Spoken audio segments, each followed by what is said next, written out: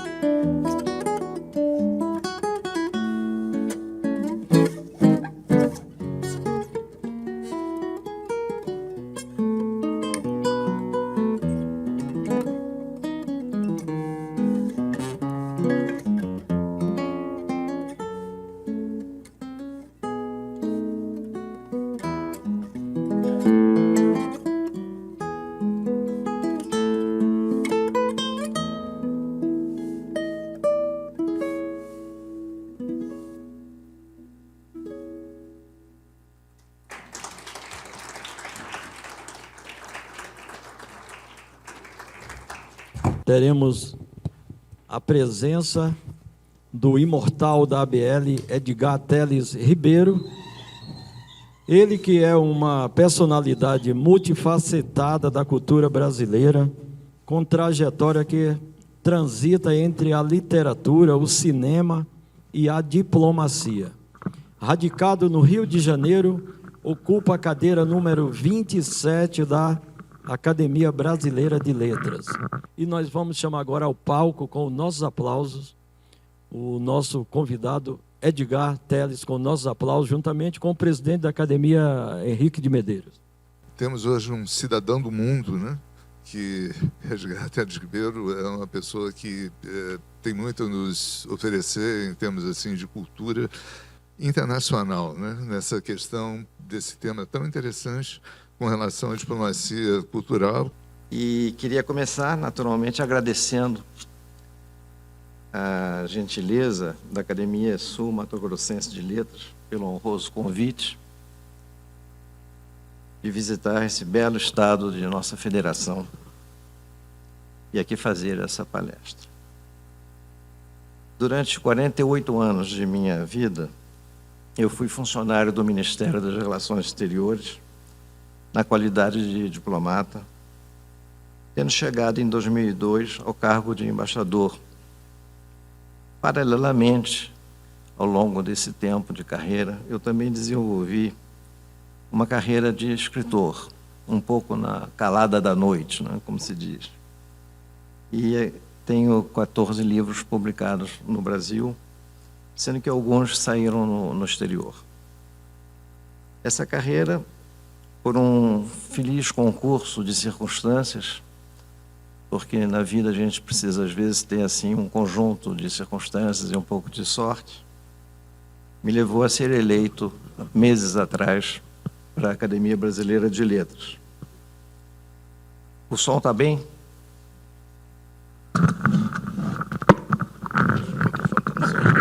Não, mas não bota aqui em cima desse papel, não. Tá. Vocês estão ouvindo bem? Bom. Eu então vou falar com vocês nessa noite na condição de diplomata aposentado, sem descuidar da situação de escritor ainda na ativa. Espero que por muitos anos. No Itamaraty, que é o nome popular com que ficou conhecido o nosso ministério, esse nome vem do Palácio do Itamaraty, no Rio de Janeiro, que era a casa do Barão do Rio Branco, o patrono da diplomacia brasileira. Eu trabalhei no Itamaraty ao longo dos anos em muitos dos setores do ministério, do político, econômico, mas acabei dedicando o grosso de meu tempo, de minha atenção e de meu carinho, se eu posso dizer assim, ao departamento cultural. E quando eu estava no exterior, como jovem diplomata, ou seja, mais tarde como chefe de posto, eu procurei sempre chamar a mim os projetos que estavam sendo idealizados ou realizados nessa área cultural. E agi assim por uma questão pessoal de gosto e de afinidade. Que é preciso, nesse trabalho, ter um carinho pessoal, um envolvimento pessoal. Sem isso, as coisas não acontecem. Ao contrário de um trabalho na área política, na área econômica, em que os assuntos são dados, as pautas são dadas, os desafios são conhecidos, a área cultural é criativa por definição e exige de quem nela se empenha muita imaginação e muita persistência. E eu agi assim, como disse, por uma questão de afinidades. Porque na juventude eu tinha sido alternadamente meio músico, meio fotógrafo, meio jornalista, meio cineasta. Um pouco ao estilo dos jovens de minha geração, que faziam de tudo um pouco em busca de seus caminhos. Mas voltando ao Itamaraty e a seu departamento cultural, eu fui aos poucos percebendo que a promoção de nossa cultura no exterior, associada ao nosso interesse por culturas de outros países, representaria uma maneira fluida e natural de divulgar nossos valores, bem como nossas diversidades. Aprendendo também no processo algo de fascinante que nos chegasse de nossos interlocutores. Porque a cultura, como o comércio, é uma atividade de mão dupla. E esse intercâmbio, quando ele é bem administrado, beneficia ambos os parceiros. E alimenta ambos os parceiros. Percebi também que esse diálogo franco e aberto aumentaria o interesse por nosso país no exterior, facilitando o bom desenrolar de outras frentes de nossa política externa. Não que facilitar determinados resultados fosse a primeira motivação. Ao contrário, ao trabalhar com cultura, não deveríamos esperar retornos para além da simpatia granjeada por nosso país. Deveríamos, sim, buscar áreas de afinidade que, de uma forma ou de outra, nos aproximassem de nossos interlocutores, dando margem a revelações desconhecidas e, por vezes, únicas, que nos surpreendessem e até mesmo nos emocionassem. Ao mesmo tempo em que, por nosso lado, estaríamos também falando de nosso país no mesmo tom, no mesmo diapasão. Essas convicções me levaram, em julho de 1987, já lá se vão quase 40 anos, a submeter ao Instituto Rio Branco, que é a Academia Diplomática do Itamaraty, uma tese acadêmica intitulada Diplomacia Cultural, seu papel na política externa brasileira. Que é esse pequeno livro que está aqui. Na época, e isso eu só descobri depois, foi o primeiro trabalho escrito sobre esse tema. E, como eu também soube depois, não apenas no Brasil, mas na América Latina. E eu sei disso porque eu fiz algumas palestras na América Latina e soube de meus colegas mexicanos, equatorianos e colombianos que nada de parecido havia sido escrito por suas academias diplomáticas. No primeiro mundo, ao contrário, são frequentes os livros e eu me baseei muito neles para preparar meu próprio trabalho. Quem, no fundo, inventou a diplomacia cultural, por incrível que pareça, foi Napoleão, que deixou uma frase célebre sobre o assunto: eu conquistei a Europa pela espada, aqueles que vierem depois de mim a conquistarão pelas ideias. E instalou um consulado da França no Cairo, depois de ter saqueado o Egito, trazendo para Paris aquele obelisco fantástico que está na Place de la Concorde. Um homem, no mínimo, ambivalente, digamos assim. Mas ele é autor dessa frase, que é uma frase fantástica.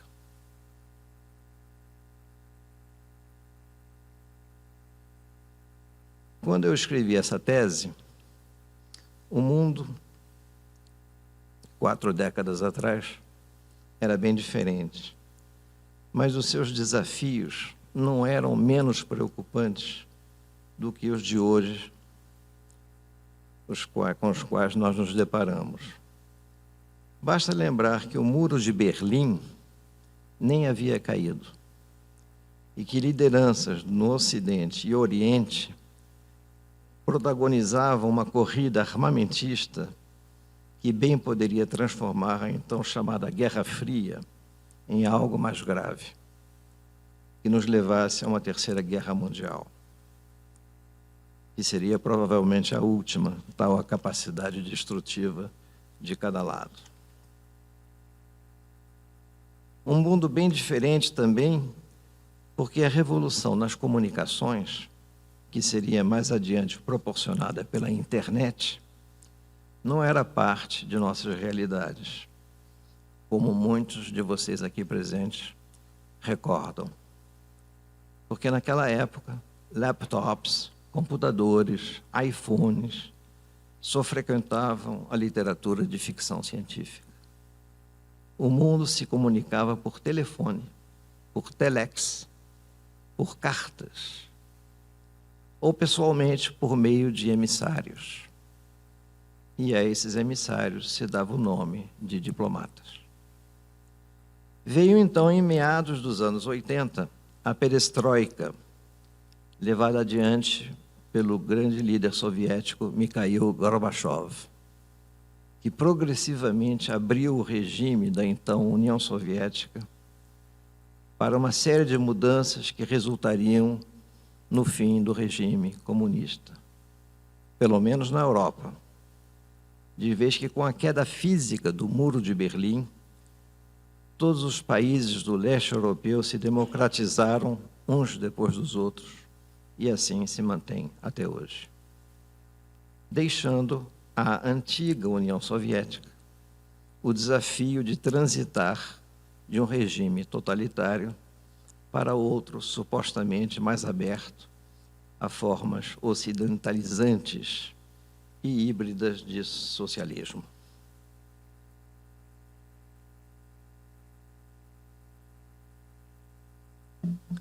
Essa minha tese terá em breve uma terceira edição. Notem que são 40 anos e só 3 edições, ou seja, tudo é lento na área da cultura. Mas o importante é a persistência. Terá em breve uma terceira edição, mas pode desde já ser acessada nos arquivos da Fundação Alexandre de Gusmão do Itamaraty. bastando para tanto clicar em endereço que deixarei nas mãos da ABL de vocês. Bastando para tanto clicar nesse endereço. Desde a sua publicação, ela tem dado origem a diversos trabalhos brasileiros de nível acadêmico, dentro e fora do Itamaraty, o que muito me alegrou e emocionou. E também despertou o interesse dos colegas do Ministério da Cultura e do Ministério da Educação. Acordos entre os 3 ministérios foram então assinados. Diversas atividades conjuntas no exterior foram realizadas. A principal das quais, o Ano do Brasil na França, em 2002. Eu comentava hoje com colegas da academia que essa iniciativa deu origem a uma tese de um colega meu de Itamaraty, que pela primeira vez demonstrou, com base em números e estatísticas, que investimentos em cultura tinham seu retorno financeiro assegurado e com lucros, coisa que nunca aconteceu antes. Nunca se podia provar aos burocratas, donos do dinheiro, que esses investimentos tinham um retorno assegurado. Nunca foi possível demonstrar isso, a não ser no caso do Ano do Brasil da França e nessa tese desse colega meu. E o que ele fez, esse meu colega? Ele levantou os investimentos franceses realizados pela França no Brasil na sequência desse evento de 2002 na França. E o crescimento vertiginoso do turismo francês dirigido ao Brasil nos 4 anos seguintes ao evento.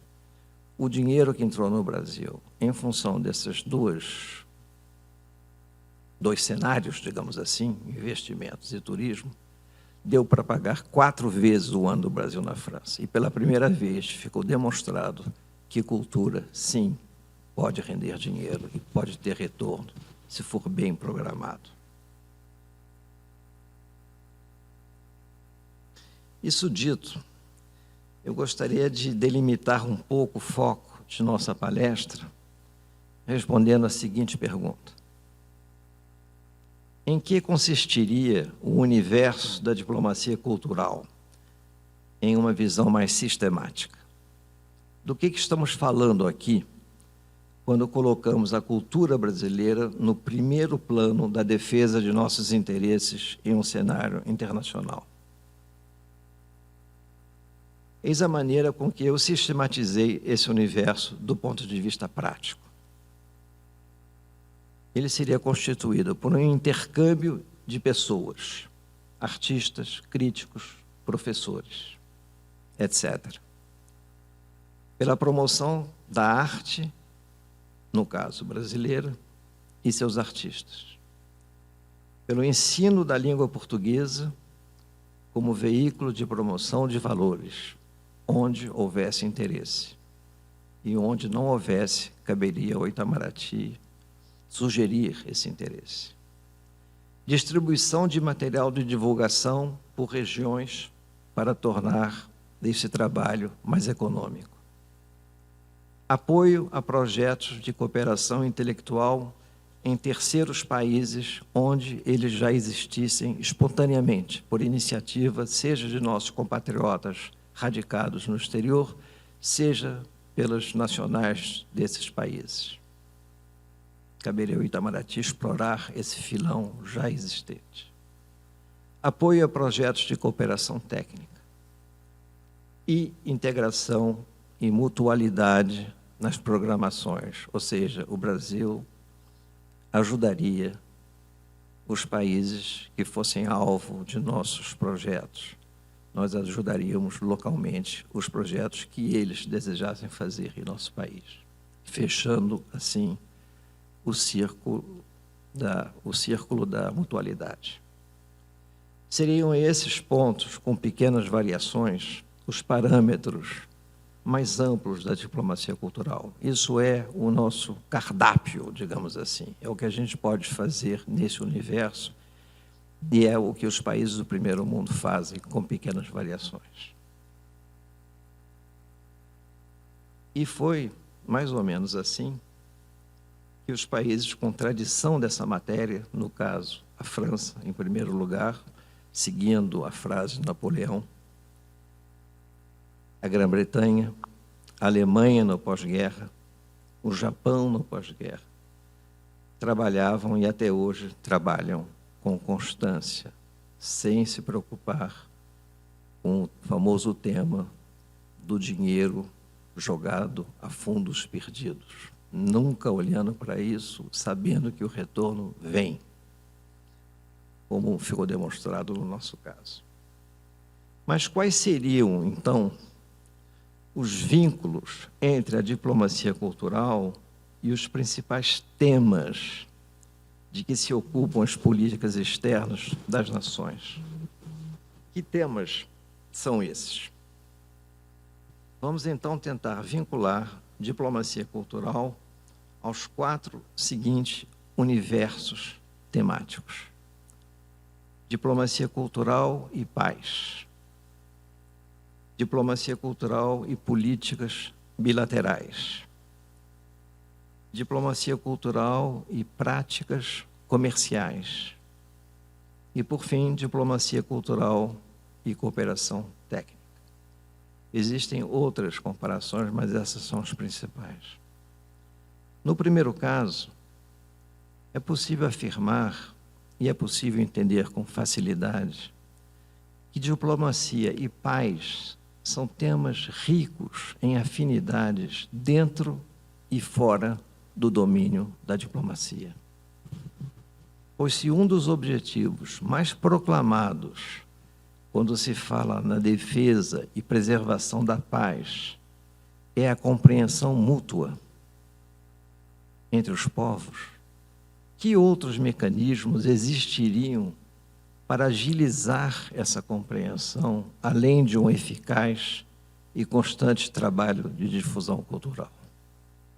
O que mais aproximaria dos povos do que vínculos culturais no sentido mais amplo da palavra, incluindo, por exemplo, o esporte, que também é uma forma de cultura, ou a música, ou o cinema, ou a literatura?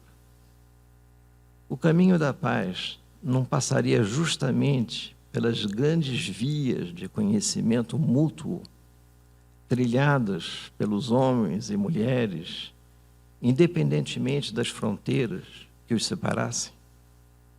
E a arte não seria um elemento natural de aproximação entre os povos? Isso sobre diplomacia e paz.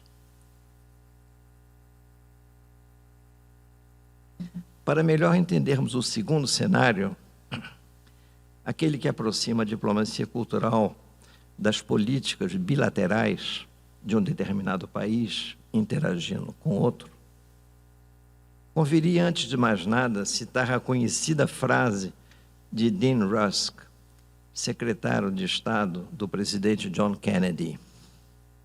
Disse ele: programas de intercâmbio cultural alcançam melhores objetivos precisamente quando não têm objetivos definidos.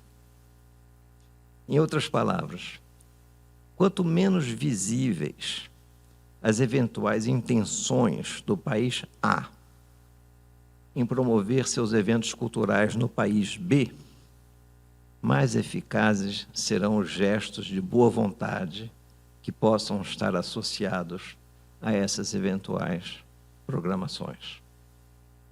Isso porque a obsessão em obter resultados de caráter imediatista sempre condena ao fracasso programações culturais improvisadas em laboratórios burocráticos. Ou seja, trocando em miúdos, o toma lá da cá não funciona em cenários nos quais se busca plantar sementes duradouras de respeito mútuo.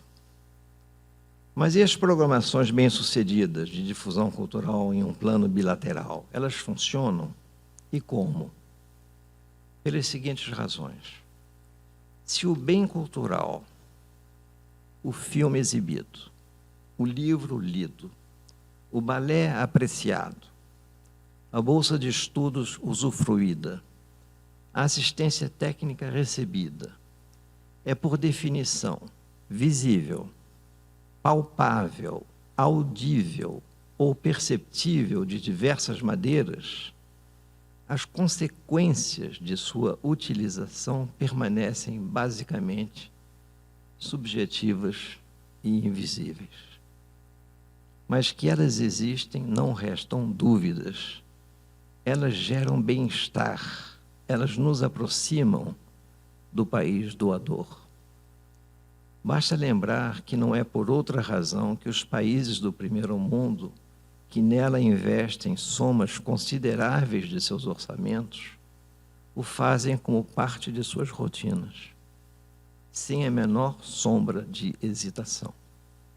E o fazem com constância, pois a regularidade faz parte desse trabalho. Porque esses países sabem que seu efeito benéfico, ainda que dificilmente mensurável no plano objetivo, se faz sentir em termos de uma atmosfera que opera no plano coletivo, gerando confiança e boa vontade no país objeto dessas programações. O que então abre portas e facilita caminhos para entendimentos em outras searas, como, por exemplo, na área política, da qual nos despedimos aqui para dar sequência a esse nosso panorama. E passar agora ao terceiro universo da análise, a diplomacia cultural quando vista contra o pano de fundo das práticas comerciais. Aqui, os elos não poderiam ser mais singelos, ainda que eles também se guiem por uma alta dose de sofisticação. Singelos porque se baseiam em um clima de confiança na qualidade do produto sendo vendido. E sofisticados por força de um pano de fundo com décadas de tradição, quando se trata, por exemplo, de automóveis fabricados na Alemanha ou de perfumes produzidos na França. Em outras palavras, e sempre me valendo desses dois exemplos que eu acabo de citar, as características de confiabilidade ou familiaridade de que possa ser alvo um determinado produto comercial se veem grandemente fortalecidas se elas forem inseridas no contexto cultural a que pertencem. Assim, se as demais condições de preço e qualidade forem adequadas às realidades do mercado local, o produto se torna mais aceitável. Nessa acepção, o Brasil ainda vende produtos, e ponto. Ao passo que a França, por exemplo, não vende perfumes, vende charme, vende elegância, vende sofisticação. Ao sugerir que seu produto, no caso o perfume, é parte de uma atmosfera única e especial, com raízes em um passado rico em tradições. O que precede se torna ainda mais evidente se compararmos as diferenças entre as campanhas publicitárias envolvendo os dois países, no caso França e Brasil, como poderia citar centenas de outros exemplos. Quem não se lembra de Catherine Deneuve, grande atriz do cinema francês, promovendo os perfumes Chanel? Como competir com isso? Com muito trabalho, muita imaginação. Pois o Brasil também é um país charmoso, mas tem que trabalhar em cima desse charme. Tem que fazer dele uma ideia, um conceito, um produto em si mesmo. O cinema norte-americano talvez constitua o exemplo mais evidente da capacidade formadora de hábitos e costumes de uma determinada cultura em apoio ostensivo a plataformas de outra natureza sobretudo comerciais, econômicos e até políticos.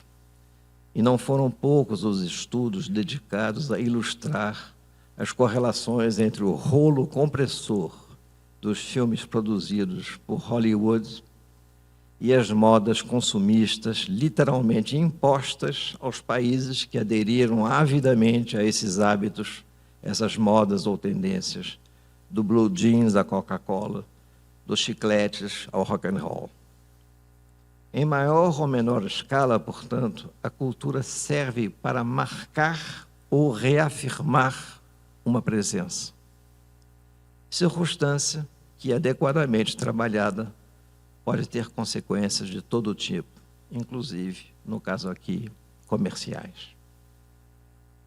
Quanto ao quarto e último universo de análise aqui sugerido, cultura e cooperação técnica, bastaria aqui retomarmos a ideia central no sentido de que a oferta de cooperação técnica de um país a outro tem melhores possibilidades de aceitação e penetração se estiver amparada por uma projeção de valores culturais desse país. Tanto assim é que estudos da Unesco, agência especializada das Nações Unidas para a Educação, Ciência e Cultura, demonstram claramente que projetos de cooperação técnica tendem quase sempre a produzir resultados duradouros quando enraizados culturalmente. Mesmo porque as resistências a ofertas de cooperação nunca são técnicas, e sim culturais. Daí que os mecanismos de cooperação Sul-Sul, eixo Brasil-África, por exemplo, muitos se beneficiam de uma maior exposição de nossas diversidades culturais. Eu li vários estudos produzidos pela Unesco, demonstrando que de nada adiantava a cooperação técnica de um país como a Alemanha, oferecida a um país como o Congo, não dar certo. Ninguém entendia por quê, porque o projeto era muito bom aos olhos imparciais dos técnicos. Mas o que acontecia é que o produto de assistência técnica não vinha embalado numa afinidade cultural que pudesse unir a Alemanha ao Congo, obviamente.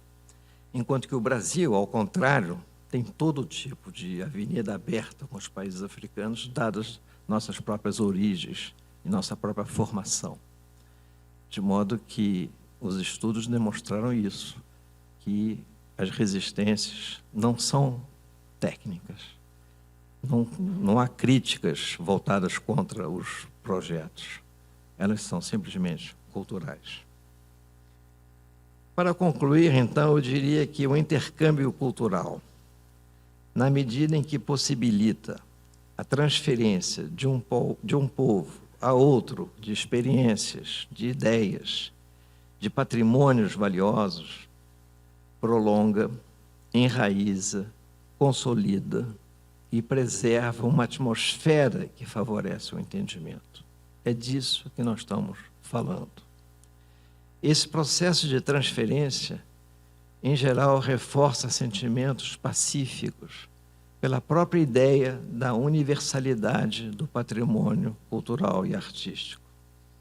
Conversando hoje com colegas aqui, eu dizia que o Coliseu de Roma não pertence à Itália, que o Partenon, na Acrópolis, em Atenas, não pertence à Grécia. As pirâmides dos antigos faraós não pertencem ao Egito. Todos esses monumentos e tantos outros que poderíamos citar aqui, o Taj Mahal na Índia, as ruínas de Machu Picchu no Peru, a Catedral de Notre-Dame de Paris, as belezas naturais de uma cidade como o Rio de Janeiro, ou arquitetônicas como Brasília, uma cidade nascida do nada e imortalizada por sua audácia criativa, entre tantas outras que pudéssemos citar em nosso país, Ouro Preto, Salvador, todas essas belezas não pertencem aos países nos quais se encontram situadas, e sim à humanidade. Porque existe essa sensação, mesmo que seja inconsciente, de uma clara percepção do bem coletivo. E esses bens, assim, são percebidos por todos os estrangeiros que os visitam como sendo universais, como belezas que pertencem à humanidade. Daí que, por mais singela que possa ser uma determinada manifestação cultural de um país em outro, eu mencionei um exemplo na conversa de um pianista brasileiro que toca em Villa-Lobos, na China, um escritor que discuta sua obra num circuito acadêmico. Por inovadores que sejam eventuais mecanismos de cooperação intelectual, a abertura de um centro de estudos brasileiros em algum país latino-americano, esses momentos sempre reforçarão um certo grau de comunhão, contribuindo para uma aproximação entre povos e culturas. Essa é, pelo menos, minha convicção pessoal, bem como a convicção de todos aqueles que, nos mais variados quadrantes do universo, acreditam nesses ideais e se batem por eles. Muitos dessas pessoas aqui presentes hoje. Para encerrar, nunca esqueçam, voltando aqui a falar de cultura e de paz, do preâmbulo da Carta Constitutiva da Unesco, que relembra a todos os homens e mulheres de boa vontade o seguinte: as guerras nascem nas mentes dos homens, e é nas mentes dos homens que as defesas da paz devem ser erguidas. Muito obrigado.